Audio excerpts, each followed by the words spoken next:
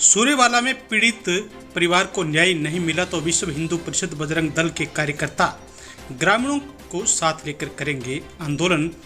आशीष पारिक ने press conference कर दी जानकारी। हनुमानगढ़ जिले के टिब्बी क्षेत्र के सूर्यवाला में कृषि भूमि विवाद में युवक के साथ हुई मारपीट मामले में कार्रवाई की मांग को लेकर विश्व हिंदू परिषद बजरंग दल के कार्यकर्ताओं ने बुधवार को पीड़ित परिवार के साथ टिब्बी एसडीएम को ज्ञापन सौंपा और इस मामले में कार्रवाई की मांग की।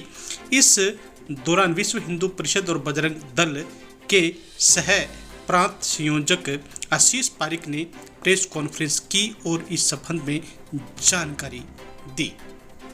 काफी समय से अपना जो टिब्बी क्षेत्र है उसको एक अशांत क्षेत्र के रूप में तैयार करने का काम लोगों द्वारा किया जा रहा है। इस कड़ी में आपने पीछे देखा होगा, पिछले कुछ समय से कभी गोकशी की घटनाएं हो रही हैं, कभी लव जिहाद के मामले आ रहे हैं और एक ही तबके द्वारा ये किए जा रहे हैं, जबकि प्रशासन जो है उसके बिल्कुल नाक के नीचे हो रहे हैं। प्रशासन उनको सह देने का काम कर रहा है।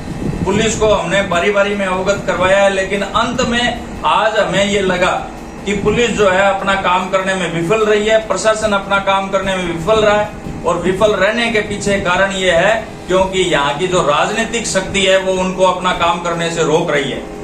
और राजनीतिक दबाव में हमेशा प्रशासन भी रहता है, पुलिस भी रहती है। और इस समय जो प्रशासन चल रहा है वो इतना ज्यादा दबाव में होकर के काम कर रहा है कि न्याय मिलना तो दूर, उल्टा जो जिसको न्याय मिलना चाहिए उसको भी प्रताड़ित करने का प्रयास हो रहा है।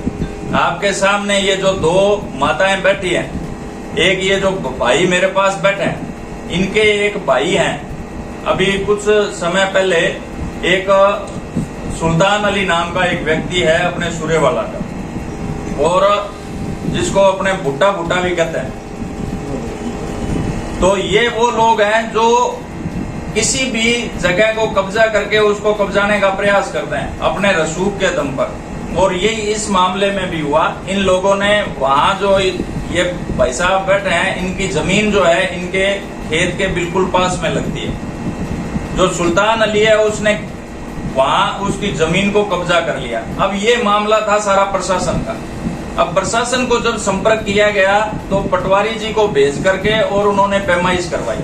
पैमाइश में जो जमीन है वो इसी परिवार की निकली जो आपके सामने बैठा है, लेकिन अपने रसूख के दम पर, अपनी गुंडागर्दी के दम पर उस व्यक्ति ने सारे लोगों को, अपने समाज के लोगों को इकट्ठा किया और जो इनके भाई हैं, इनके जो बेटे हैं, उनको इतना बुरे तरीके से पीटा गया कि उनसे आज खड़ा भी नहीं हुआ जा रहा। आपके सामने आज हमने पेश करना था उनको, लेकिन हालात ऐसी है कि उनको अपने ला नहीं सके।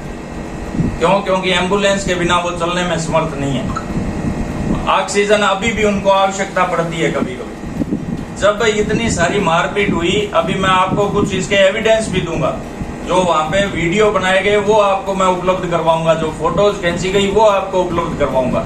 जब ये सारा मामला पुलिस को बताया गया, पुलिस ने 323-41 में मुकदमा दर्ज करके और अपना रख लिया, कोई कार्रवाई नहीं की। जब वो ये बेचारे हॉस्पिटल गए, आप देखिए गरीब की विडंबना को, कि जब ये हॉस्पिटल में जाते हैं तो हॉस्पिटल के जो कर्मचारी हैं, जो डॉक्टर हैं, वो भी, क्योंकि उनके पास भी फोन चला जाता है, और वो इनको सीधे 2 दिन के अंदर छुट्टी दे करके घर पे भेज देते हैं।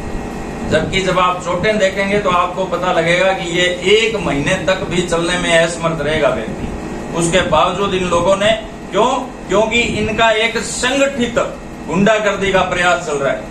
और इसमें कहीं ना कहीं ये राजनीति के जो अभी आज सत्ताधारी पार्टी जो है उसके लोग भी इनके साथ मिले हुए हैं, और वो मिलकर के ये सारा जो तांडव का खेल ये खेल रहे हैं। सबको कहीं ना कहीं बहुत बड़ी सह, इनको राजनीतिक सह मिल रही है। इसी वजह से आज हमारा आपके सामने आना हुआ। और आज दूसरा एक कारण ये भी था कि ये जो सारा मामला हुआ, ये केवल एक मामला होता तो हम अपने स्तर पे इसको करने का प्रयास करते, लेकिन आप लोगों के सामने इसलिए लाया गया है कि इस तरह के 5-6 मामले अपने इस क्षेत्र में हो चुके हैं। लैंड जिहाद, लव जिहाद इन लोगों की मजबूरी बन चुका है, और ये भारत को एक तरीके से अशांत करने का प्रयास कर रहे हैं। पहले ये अपने से दूर दूर चल रहा था, अपने को भी ये लगता था नहीं यार अपना क्षेत्र शांत है, लेकिन आज हालात ये बन गए हैं कि अपनी छोटी से छोटी ढानी तक ये पहुंच चुके हैं। आप लोग अगर पिछले 2-3 सालों का गौर करोगे तो आपको पता चलेगा कि ये मेहर वाला, ये अपने यहाँ तंदूर वाली है, ये खारा खेड़ा, संगरिया, ये जो आसपास के गांव हैं, इनमें 12 बालिकाएं अपनी लव जिहाद का शिकार हुई हैं और इन्हीं एक ही तंत्र द्वारा ले जाई गई हैं, एक ही जाति के लोगों द्वारा, एक ही समाज के लोगों द्वारा ले जाई गई हैं। प्यार हो सकता है तो एक जगह हो सकता है, लेकिन ये बारी बारी में जो चल रहा है ये प्यार नहीं है, बहुत बड़ा षड्यंत्र चल रहा है।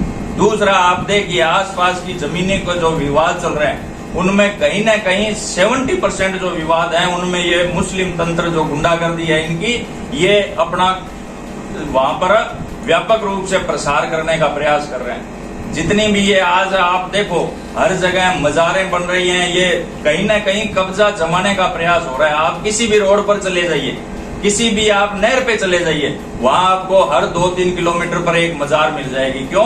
कहां से आ रही है, कौन बना रहा है, इसका कोई पता नहीं लग रहा। कौन लोग यहाँ पर आ रहे हैं कोई पता नहीं लग रहा। और उसी क्रम में ये लोग अपने लोगों को, यहाँ तक सही था, चल रहा था, हमें कोई समस्या नहीं थी, लेकिन आज ये लोग हमारे समाज का जो गरीब तबका है उसको प्रताड़ित करने का प्रयास कर रहे हैं, उसको मारने का प्रयास कर रहे हैं, उसको डराने का प्रयास कर रहे हैं। ये हम सहन नहीं करेंगे। ये आपके द्वारा हम प्रशासन को भी ये कह रहे हैं, चेतावनी दे रहे हैं, यदि ये वो समाज है जिसको गुरु गोविंद सिंह जी ने कहा था रंगरेटे गुरु के बेटे, अगर ये अपने बदला लेने पे आ गए फिर वो लोग कहां जाएंगे और फिर ये प्रशासन कहां जाएगा।